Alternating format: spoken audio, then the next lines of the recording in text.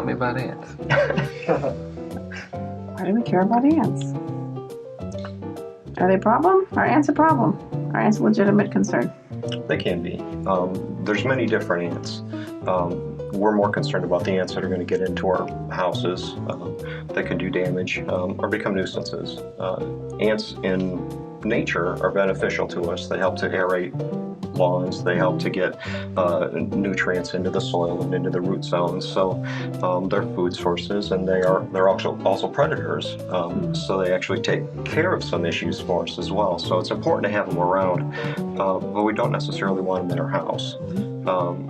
So identification is important. You want to make sure if it's a nuisance ant or if it's going to be an ant that's going to do damage, such as a carpenter ant, who's one of the major wood destroyers around here. So it's important to determine those so that we can treat effectively and make sure we're going after them. Ants. Okay, so let's touch upon the reproductive time of the ants, because that's always kind of interesting. The ants are sending out their swarmers and stuff.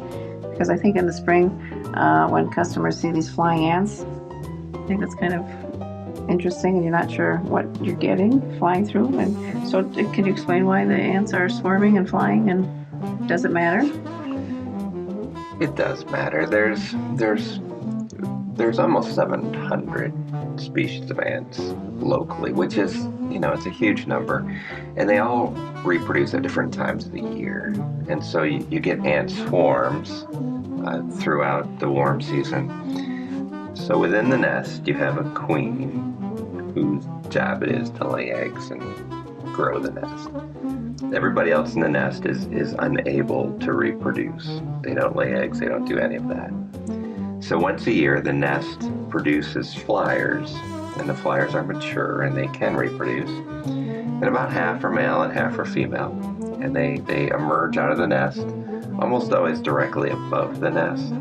They don't wander a whole lot. So their point of emergence helps demonstrate where the nest is. So they emerge directly out of the nest, and they fly away. So in the air they mate, and they fly wherever they happen to fly to, essentially until they hit something and they fall on the ground, and they see if they can start a nest there.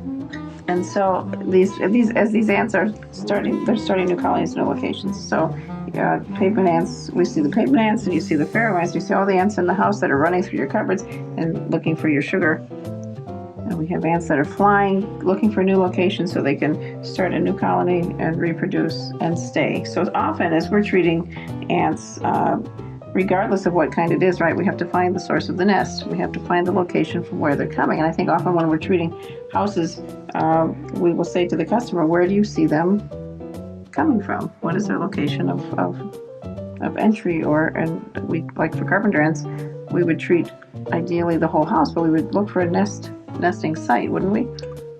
We would try to. In a lot of cases, it's difficult to find that nest, especially with carpenter ants. You could have a main nest, and then you could have multiple satellite nests. So you could have many nests around the house. We try to look for sources. Sometimes they're not even in the house, right? Sometimes they might be in a tree outside of the house. In most cases, that's true. They actually will live outside, and then they just come in to do their work in the house. So we look for those things. The nice thing about ants is they're social. They share everything, they clean each other, and that helps us out because when we treat, they will take the material that we use back to the nest. They'll pick it up as they go through it, and they share it with everybody they come in contact with.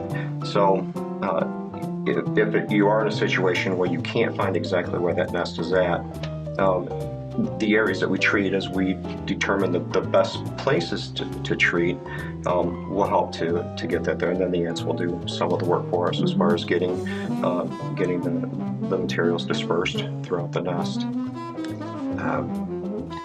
Ants aren't carriers of disease, but they can carry disease. So if an ant is feeding on something like dog poop, for example, and then crawls over your chicken sandwich, it can transfer the disease. So the ant itself is not diseased, but it can transfer disease. Okay. So You don't really want ants in your kitchen for that reason, but they themselves are not diseased. The carpenter ants are tough. I remember my youngest daughter trying to eat one, and it grabbed onto her lip and bit her and drew blood because it was not going to be eaten by a 2-year-old. They're very tough. They are tough, and that's one of the easier ways to tell is because they're larger and they just look tougher. I mean, they look like they're built to Bite children. Yeah. Yes. Yeah. So they are more easily recognizable probably than once you get into some of the other ant species that are out there in most cases people just kind of throw them all into one group of ants. Small ants or bigger ants.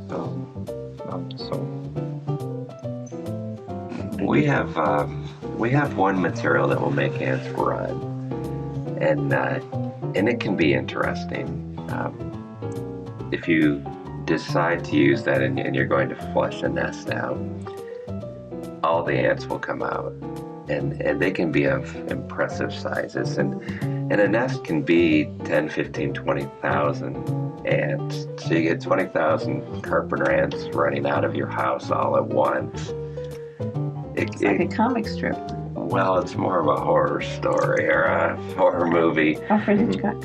Yeah, and they run off across the yard, and you can see them from some distance away moving. We don't use it very often, but it is effective. But it tends to scare the customer, so we don't use that one very often.